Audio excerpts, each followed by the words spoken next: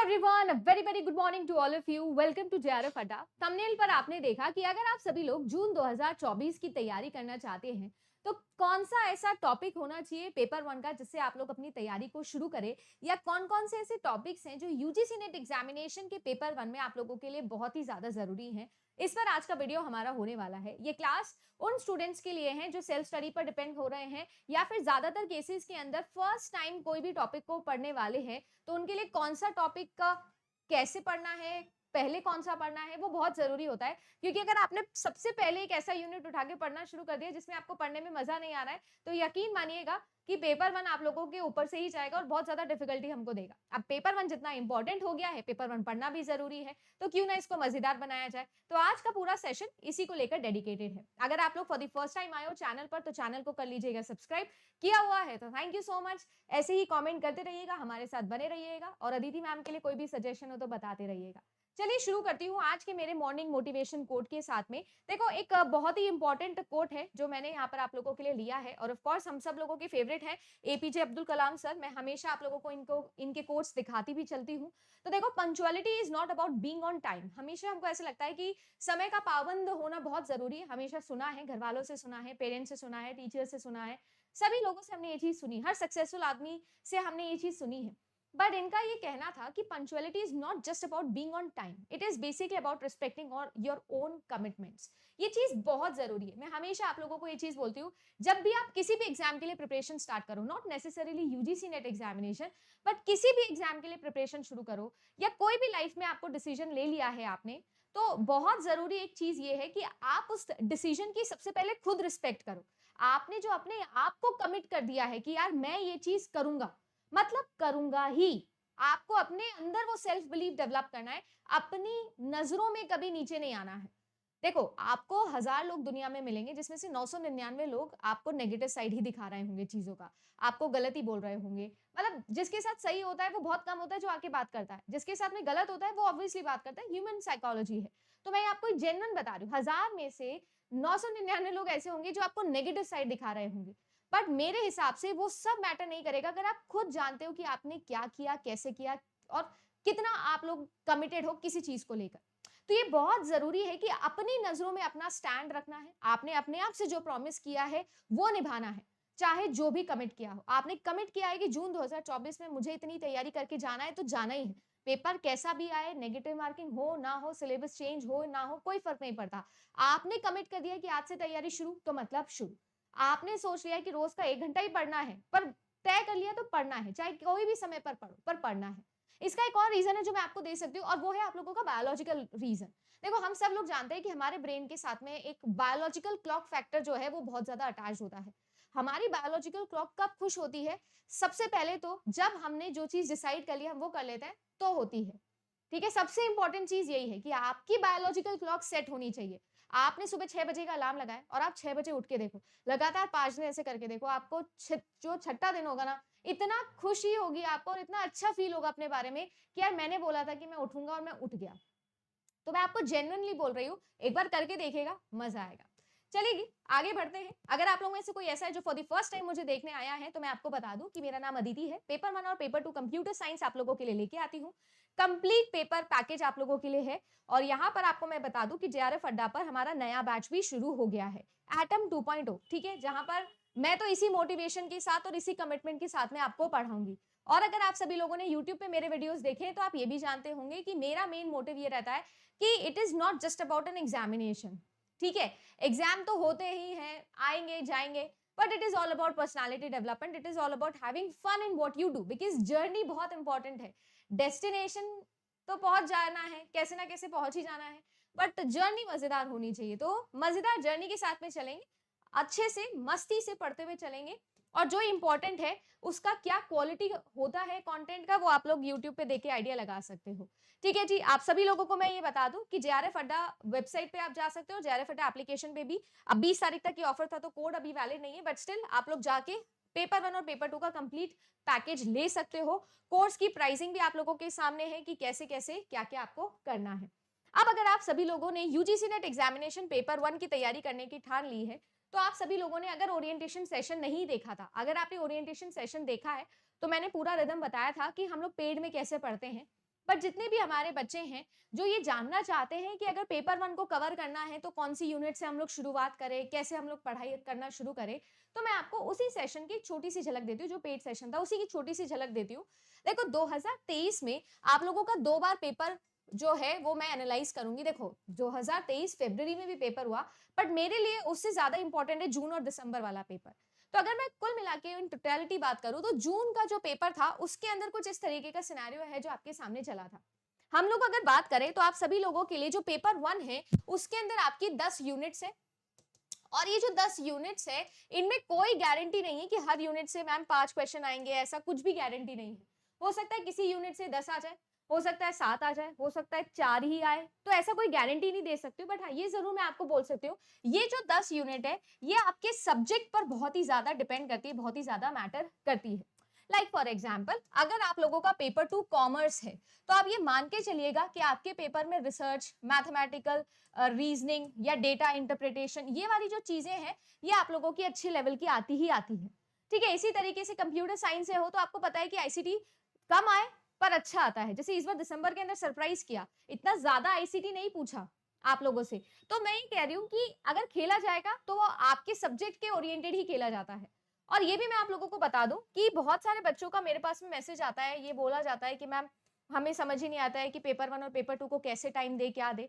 तो उसके लिए जरूरी ये है कि आप सभी लोग अपने पेपर 1 का टारगेट सेट कर लो। अब आपके पास में 50 क्वेश्चन है और ये 50 क्वेश्चन इन 10 यूनिट से आ रहे हैं। आपको मैं कहती हूं कि अगर थोड़ा बहुत समझदारी लगाओ तो हमें लगभग 35 से 40 प्रश्न, 40 जो क्वेश्चन है ये हम लोगों को कैसे भी सही करने के ट्राई करनी है, जिसके अंदर 2 यूनिट्स ऐसी है जो reading comprehension and data interpretation वाली यूनिट है, जो मैं हमेशा कहती हूँ कि ये तो अगर आप लोग छोड़ के जा रहे हो तो मुफ्त के आप लोग 20 नंबर छोड़ रहे हो। 5-5 सवाल दोनों में से तय हैं, कोई और यूनिट सर्टेन है ही नहीं, सिर्फ ये 2 यूनिट है जो सर्टेन है कि आएगी ही आएगी। तो अगर आरसी और डीआई की मैं बात करूं तो ये सिर्फ और सिर्फ आप लोगों के लिए प्रैक्टिस डिमांड करती है। जितना अच्छा आपका प्रैक्टिस होगा उतना बेहतर है, और 6 महीने का समय है। अगर 1 जनवरी से भी लगाना बैठोगे तो 10 जून तक कितना समय है आपके पास में, रोज का 1 डीआई और 1 आरसी। करने का तरीका बहुत ही सिंपल तरीके से ट्राई करना है, जो भी आपके प्रीवियस ईयर क्वेश्चंस है उनको उठाना है और उनको सॉल्व करना है, बस। और कुछ ज्यादा दिमाग नहीं लगाना है, सिर्फ प्रीवियस ईयर के बिहाफ पे। डीआई कैसे करना है उसके लिए मैथमेटिक्स वाले थोड़ी चीजें पढ़नी पड़ती है, जैसे एवरेज, रेशो, प्रपोर्शन, परसेंटेज, है ना। ये कुछ ऐसी चीजें हैं, जैसे अब इस बार मिसिंग डीआई बहुत आने लग गया है, तो एक बार तरीका सीख लो कैसे किया जाता है और उसके बाद में रोज की प्रैक्टिस लगाओ। ये ऐसी यूनिट है, ये सिर्फ 20 नंबर है जो आपसे कोई नहीं लेके जा सकता। 10 सवाल आपके हुए। अब बचे जो हमारे सवाल हैं, जो हमारा टारगेट है, क्योंकि मैं ये मानती हूं पेपर 1 के अंदर अगर आप सभी लोगों के 75 या 80 नंबर आ रहे हैं, 75 तो नहीं आ सकते, या तो 74 आएंगे, 76 आएंगे, एक क्वेश्चन 2 नंबर का होता है। तो अगर आपका वो 70 टू 80 के बीच में आपका पेपर 1 का स्कोर बन रहा है तो मेरे हिसाब से बहुत बढ़िया स्कोर है। अचीवेबल गोल्स बनाओ, ऐसा नहीं सोचना है कि मैं तो 100 में से 100 लाऊंगा। ठीक है, मैं थोड़ा अचीवेबल गोल की तरफ जाती हूँ, हर साल यही चीज आपको बताती हूँ, तो इसीलिए बोल रही हूँ। अगर 80 नंबर भी आपके पेपर 1 में आते हैं तो बहुत अच्छा स्कोर है, क्योंकि जिस लेवल से पेपर 1 इंक्रीज हो रहा है, पेपर लेंदी आने लगा है और पेपर डिफिकल्ट आने लगे हैं, वाकई में पेपर डिफिकल्ट आ रहा है। तो बहुत जरूरी है कि आप शुरू से ये टारगेट करके चलो कि आपको कितना नंबर लाना है।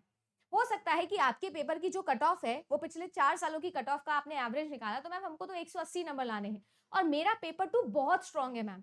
तो आप सभी लोग अगर 65 नंबर भी लाओगे पेपर 1 में तो भी चल जाएगा, क्यों, आपका पेपर 2 बहुत ज्यादा स्ट्रांग है। तो कॉम्बिनेशन आपको पहले से सोच के डिसाइड करना है कि यार मेरे को कितना टारगेट करना है, उस हिसाब से आगे बढ़ना है। अब मेरा काम ये है कि मैं एक जेनेरिक स्ट्रेटेजी बताऊं कि कौन कौन से यूनिट है जिस पर आप लोग आगे बढ़ सकते हो। तो देखो मैं आप लोगों को दिखाती हूँ जून के अंदर क्या था, कहां से आप लोगों के ज्यादातर सवाल बने थे। जून के अंदर जो बची हुई आपकी 8 यूनिट है, रिसर्च हो गया, टीचिंग हो गया, आईसीटी हो गया, logical reasoning, mathematical reasoning, communication, environment, higher education, इनके अंदर अगर आप नोटिस करो तो एनवायरमेंट और हायर एजुकेशन का एकदम परफेक्ट बैलेंस था जो बना। ठीक है, 4 से 5, 4 से 5, 4 से 5, ऑन एन एवरेज आपके जो टॉप सब्जेक्ट्स है सभी के अंदर इतने सवाल बने थे। और सबसे इजी और मैं कहती हूँ सबसे अप्रोचेबल यूनिट है एनवायरमेंट हायर एजुकेशन। इसलिए बोलती हूँ अगर आप लोगों को याद करने की आदत है तब तो बहुत इजी है, और अगर आप लोगों को याद करने की आदत नहीं है तो भैया इससे मुश्किल कुछ भी नहीं है, क्योंकि बहुत सारी चीजें याद करनी है। बट फिर भी मैं ये कहती हूँ कि इसे अप्रूव कर दिया गया है, इसे मैं बार बार बोलती गई हूँ और मैंने अपने आप को ये अप्रूव कर दिया है ये फैक्ट कि जितना अच्छा आपका करंट होगा, करंट अफेयर वाला टॉपिक, उतना बेहतर आप सभी लोगों के लिए एनवायरमेंट हायर एजुकेशन होगा। आप सभी लोगों को पेड पर रचना मैम है जो एनवायरमेंट हायर एजुकेशन इस बार पढ़ा रही है, और मैंने भी आप लोगों को कमेंट किया है। बताइएगा कि क्या आप मुझसे करंट अफेयर पढ़ने में इंटरेस्टेड है, ठीक है ना? क्या हम यूट्यूब पे रोज की एक क्लास लगा दे करंट अफेयर की? कमेंट करके बताइएगा। ज्यादातर बच्चे चाहेंगे तो जरूर ये चीज भी हो जाएगी। बाकी पेड वाले बच्चों को तो करंट अफेयर वाला चीज पूरा मिलेगा ही मिलेगा। अब ये बात आ जाती है कि जो बची हुई यूनिट्स है मैम, उनको कैसे अप्रोच करें या उनमें हम कैसे जाएं, ठीक है? कौन सा टॉपिक पहले उठाएं, क्या करें, कैसे करें? तो देखो, मैं आप लोगों को एक सिंपल लॉजिक देती हूँ। जैसे लॉजिकल रीजनिंग है, दिनों दिन इसका वेटेज बढ़ता जा रहा है। इंडियन लॉजिक के साथ में जो बचे हुए लॉजिकल रीजनिंग के टॉपिक है वो भी दिनों दिन बढ़ते जा रहे हैं। टीचिंग एप्टीट्यूड का जो लेवल है, या मैं कहूँ कि जो आपका पार्टिसिपेशन है टीचिंग एप्टीट्यूड का पेपर 1 में, दिनों दिन थोड़ा घट रहा है मेरे हिसाब से, क्योंकि उसको कम्युनिकेशन के साथ में इंटीग्रेट करके दोनों से मिला के 7 से 8 क्वेश्चन होंगे जो हार्डली बन रहे हैं, मतलब इससे भी कम हो सकता है। तो मैं ये कहती हूँ, आपके लिए जो प्रैक्टिकल यूनिट्स हैं, उन प्रैक्टिकल यूनिट्स का वेटेज बढ़ रहा है। अब ये प्रैक्टिकल यूनिट्स का वेटेज बढ़ रहा है, तो आप लोग ये ध्यान देना कि इस बार वाला जो आप लोगों का दिसंबर शिफ्ट के अंदर पेपर हुआ है, दिसंबर शिफ्ट में, दिसंबर शिफ्ट के अंदर भी ज्यादातर जो आपके प्रश्न बने हैं, क्वेश्चंस बने हैं, मैथमेटिकल रीजनिंग से बने हैं। ज्यादातर जो आप लोगों के सवाल बने हैं वो आप लोगों के लॉजिकल रीजनिंग से बने हैं। ज्यादातर जो आप लोगों के सवाल बने हैं वो न्यूमेरिकल ओरिएंटेड बने हैं। अब न्यूमेरिकल ओरिएंटेड से मेरा मतलब ये है कि रिसर्च के अंदर भी न्यूमेरिकल आए हैं, आईसीटी के अंदर भी न्यूमेरिकल आए हैं, और आईसीटी का तो मेन पॉइंट ही न्यूमेरिकल रहा था। नंबर सिस्टम पे लगातार सवाल बने हैं, लगातार सवाल आप लोगों के लिए बने हैं मेमोरी हायरार्की वाले न्यूमेरिकल क्वेश्चंस पर। तो अगर मैं बात करूं तो सिंपल सोबर सी स्कीम है। प्रैक्टिकल पोर्शन पर एनटीए का इस बार बहुत ज्यादा फोकस रहा है और ध्यान रहा है। चाहे जून का पेपर उठा के देख लो, चाहे दिसंबर का पेपर उठा के देख लो। अगर आप लोगों को ये चीज समझ में आ गई है तो मैं ये हिंट करना चाहती हूँ कि जितना अच्छा आप सभी लोगों का मैथमेटिकल पोर्शन रहेगा, जितना अच्छा आपका प्रैक्टिकल इंप्लीकेशन वाला पोर्शन रहेगा, उतने बेहतर नंबर आपके बनेंगे, ठीक है? तो मैं ये कह रही हूं कि सबसे पहले आप वो यूनिट उठाओ जो आप सभी लोगों के लिए ज्यादा समय लेने वाली यूनिट्स है। देखो, हमेशा हम ये पढ़ते हैं टीचिंग एप्टीट्यूड के अंदर फ्रॉम नोन टू अननोन की तरफ जाना है, और मुझे ऐसा लगता है कि मैथ्स एक ऐसी चीज है जो हम सभी लोगों के लिए नोन है। ऐसा नहीं है, हम उन्हें सबने 10वीं तक तो मिनिमम मैथ्स पढ़ी है, उसके बाद भी पढ़ी होगी बच्चों ने, बट मैं ये कहती हूँ कि 10वीं तक हम सबने मैथ्स पढ़ी है, सबने गणित इतनी तो पढ़ी है भाई, तो नोन है आपके लिए। अब आपको क्या करना है, आपको कुछ कुछ टॉपिक्स निकाल लेने, जैसे कि एवरेज हो गया, ठीक है, जैसे कि आप लोगों के लिए रेशो वाला टॉपिक हो गया, जैसे आप लोगों के लिए प्रोपोर्शन वाला टॉपिक हो गया। ये कुछ ऐसी चीजें मैं आप लोगों को बता रही हूँ जो अप्रोचेबल है।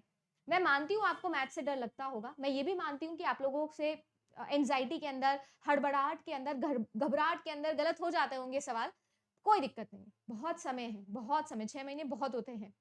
करना ये है, एक एक चीज उठानी है, उसको पहले समझना है कि कैसे हो रहा है, और फिर उसके बाद में खुद से ट्राई करना है। और जब एक बार ट्राई करने लग गए हो तो छोड़ना नहीं है।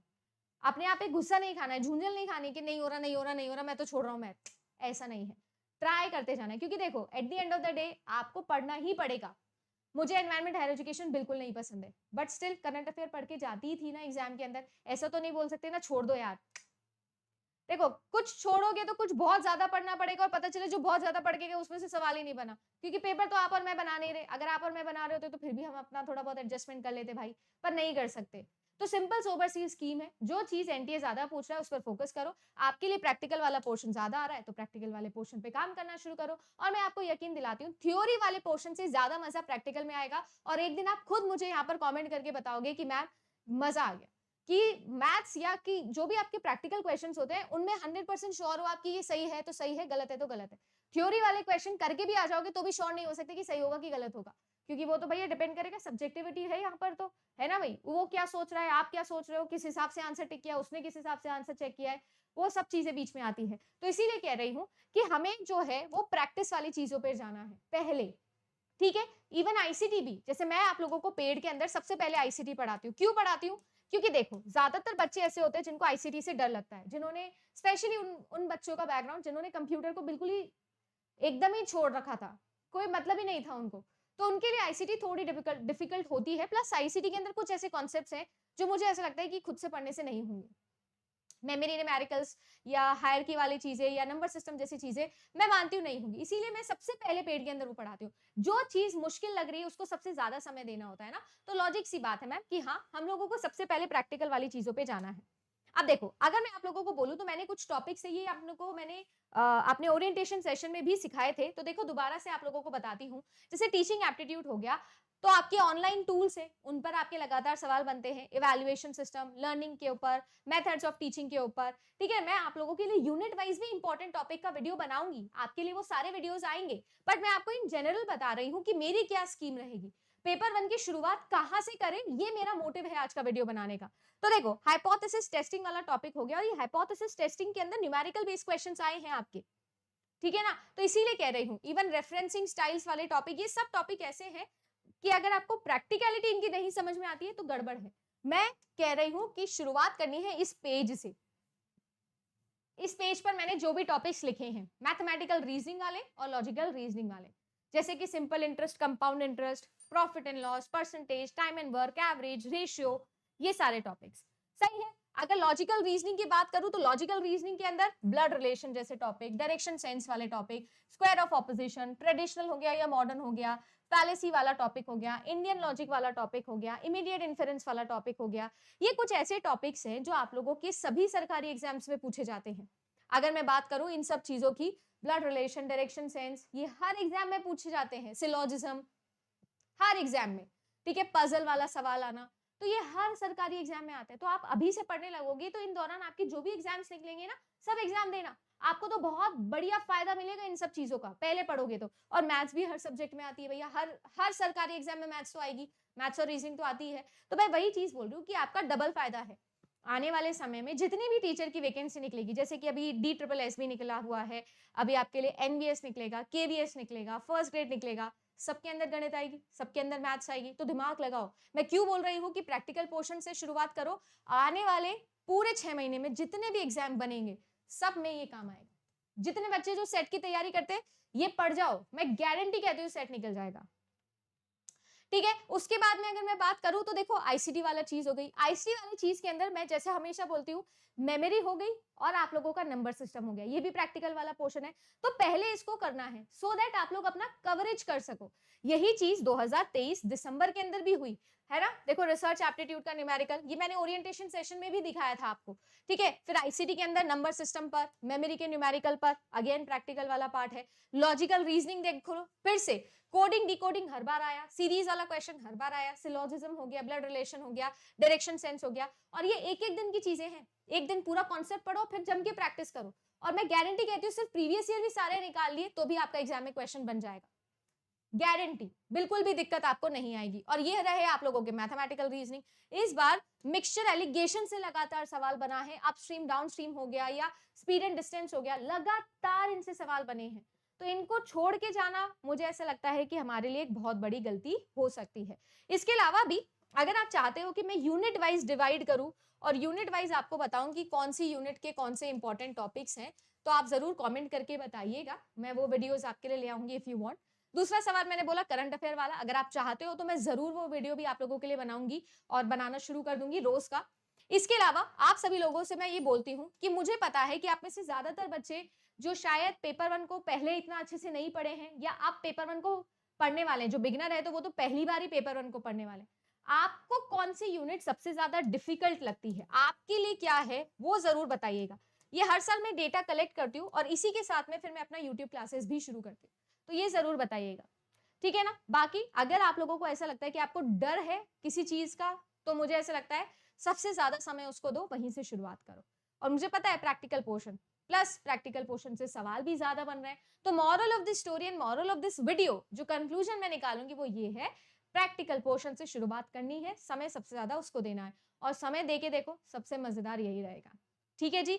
इसके अलावा जितने भी बच्चे हैं जो मुझे ज्वाइन कर चुके हैं पेड सेशंस पे, आईसीटी के सेशंस लगा दिए हैं, जो मुझे लगेगा वो रिकॉर्डेड लूंगी और जो मुझे लगेगा वो लाइव लूंगी। तो इसीलिए कह रही हूँ, जितने बच्चे हैं जो न्यूमेरिकल सीखना चाहते हैं, ज्वाइन कर लेंगे मेरे सेशंस को और लाइव देखेंगे, ठीक है ना। तो आप सभी लोगों को JRF अड्डा एप्लीकेशन पे जाना है और क्लासेस शुरू कर देनी है, डिले नहीं करना है। ये नहीं सोचना है कि नए साल से नए तरीके से पढ़ाई शुरू करेंगे, आप लेट हो जाओगे, ठीक है। इसीलिए कोर्स जल्दी शुरू किया है। As a teacher, as an educator, as a founder मुझे भी है, 6 दिसंबर से मैं नहीं सोई हूँ ढंग से, ये जेन्युइन फैक्ट बता रही हूँ, बट स्टिल मैंने क्लासेस जल्दी शुरू कर दिया, 18 दिसंबर से ही कोर्स शुरू कर दिया, क्योंकि मुझे पता है बॉडी अभी रिदम में है बच्चों के। अगर अभी आपने मिस कर दी ये चीज तो आपकी बॉडी ठंडी पड़ जाएगी, फिर दोबारा से रिदम में लाओ, फिर सोचो, फिर स्ट्रैटेजी करो, फिर इसीलिए जब आपका दिमाग ऑलरेडी है वर्किंग कंडीशन में, क्योंकि अभी अभी जस्ट तैयारी करके निकले हो, तभी से तैयारी शुरू कर दो। तो इसीलिए कह रही हूँ, अगर मैंने नहीं छोड़ा है, बीच में स्टॉपेज नहीं लिया है, गैप नहीं लिया है, तो आपको भी नहीं लेना है, ठीक है? तभी जाके सिलेक्शन निकलेगा हमारा। तो आज के लिए बस इतना ही।